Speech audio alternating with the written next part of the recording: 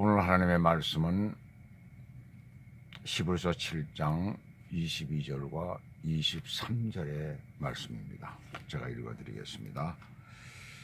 이와 같이 예수는 더 좋은 언약의 보증이 되셨느니라. 제사장 된 그들의 수요가 많은 것은 죽음으로 말미암아 항상 잊지 못함이로되, 그 다음에 계속 연결되고 있는데 너무 길기 때문에 그래서 22절, 23절, 3절까지 잘랐습니다. 되도록이면 10분 이내에 말씀을 전하려고 합니다. 너무 길어지면 페이스북이나 또 유튜브에 올리는데 좀 문제가 있더라고요. 그래서 좀 짧게 그렇게 합니다. 오늘 이 본문 22절에서 나타내려고 하는 것은 두 가지를 얘기를 하고 있어요. 하나는 그리스도께서 이 새롭고 보다 좋은 언약의 영원한 보증이 되신다는 것이고, 또 하나는 이 보증이 하나님의 맹세에 의해서 된다는 것이에요. 먼저 이 언약이라는 단어를 생각해 보면 이 디아데케스라는 그런 말인데, 디아데케 그 원형이 바로 디에데케라는 그런 말이에요. 헬라어 문헌에서는 이 말이 유언장이라는 그런 의미를 가지고 있습니다. 자, 우리가 생각해 볼 때 유언장이라는 어떤 의미를 가지고 있습니까? 한번 작성되면은 변경이 될 수가 없는 것이죠. 물론 본인이 변경을 하려고 그러면 할 수가 있는 것이지만 본인 이외에는 다른 사람이 할 수가 없는 것입니다. 완전히 확고부동한 그런 어떤 결정을 얘기를 하고 있는 거예요. 히브리어로는 베리트라고 그러는데, 이 베리트라는 말은 언약, 조약 또는 우호조약, 우호동맹을 나타냅니다. 서로 간의 깊은 관계를 이루는 방법으로 사용된 그런 단어예요. 그래서 신약에서 모두 23회 쓰였는데 야고보서가 아니라 이 히브리서에서만 17회나 사용했다는 것은 새 언약이 옛 언약보다 훨씬 좋은 그런 언약임을 말씀하고 있는 것이에요.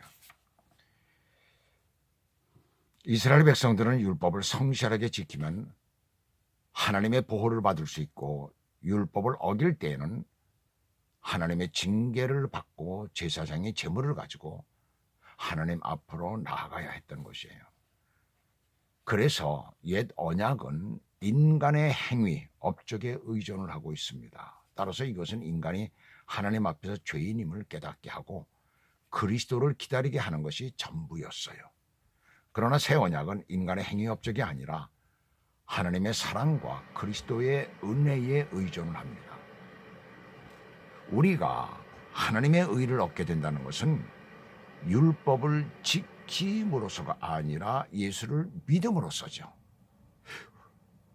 옛 언약에 속한 사람들은 이것을 결코 얻을 수가 없었어요. 왜요? 인간으로서는 도저히 그 언약을 다 지킬 수가 없는, 율법, 언약이 아니라 율법, 도저히 불가능한 일이었어요.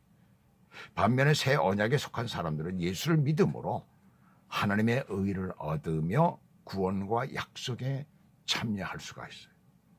그래서 새 언약은 보다 좋은 언약이 되는 것입니다. 그 다음에 여기서 우리가 살펴볼 단어는 보증이라는 단어인데, 엥기오스라는 말이에요. 그래서 이 엥기오스는 법적 의무 이행에 대한 보증을 의미하고 있습니다. 타인을 위해서 자신의 생명을 내거는 것까지 그 의미가 확장되는 것이에요. 때문에 죄수를 법정에다 세워야 되잖아요. 그러면 정한 날에 그 법정에 세우는데 그 의무를 가지고 있다는 것입니다. 그래서 그 의무를 가지고 그 사람을 데리고 가서 거기에 세워야 된다는 거예요. 그런데 하나님께서는 이 디아다케, 이 언약의 보증으로서 어떻게 하셨어요? 인간이며 동시에 하나님이신 예수 그리스도를 제시하셨다는 것이에요. 예수 그리스도는 우리가 가진 하나님의 약속에 대한 확실한 보증이 되시는 것입니다. 그 다음에 23절 보시면 레위 계통의 제사장들의 수요는 헤아릴 수 없을 만큼 많았었죠. 그래서 최초의 대제사장 아론을 비롯해서 그 후손들이 계속 제사장직에 올랐었어요.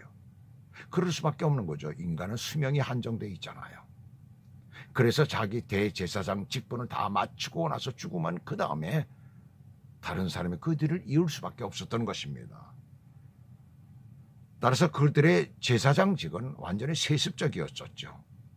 그리고 그것은 일시적이며 유동적일 수밖에 없었던 것입니다. 그러나 보세요. 예수는 영원히 계심으로 영원히 살아있다는 그런 뜻이에요. 그 직분을 어느 누구도 대신할 수가 없는 것입니다. 왜요? 인간은 유한하기 때문에 그렇죠. 또한 여기서 보니까 갈리지 아니하나니, 갈리지 않는다 그랬어요. 갈리지 않는다. 타인에게 양도가 불가능한, 결코 변할 수 없는 것이라는 것이지. 그래서 예수님의 제사장직은 오직 그분 자신에게만 속하며 다른 어떤 사람도 소유할 수 없고 영원히 계속되는 것임을 알게 하는 그런 단어입니다.